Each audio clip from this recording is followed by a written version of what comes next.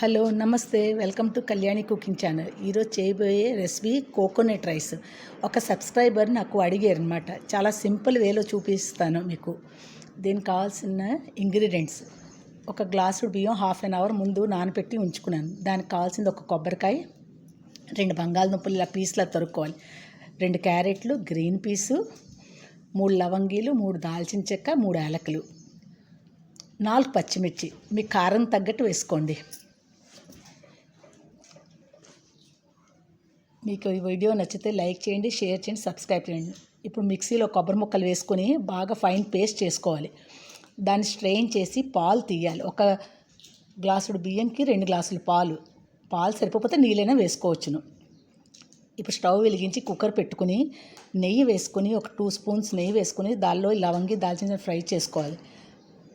పచ్చిమిర్చి చూసారా తరిగాను. కూరలు కూడా ఒక 5 మినిట్స్ ఫ్రై చేసుకోవాలి. తర్వాత బియ్యం కూడా ఒక 2 సెకండ్స్ ఫ్రై చేసుకుని అప్పుడు ఈ పాలు వేసుకోవాలి.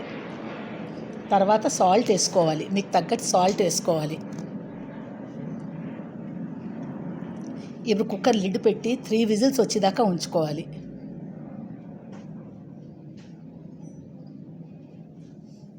చూసారా ఎంతో టేస్టీ కోకోనట్ రైస్ రెడీ. మీకు ఈ వీడియో నచ్చితే లైక్ చేయండి, షేర్ చేయండి, సబ్స్క్రైబ్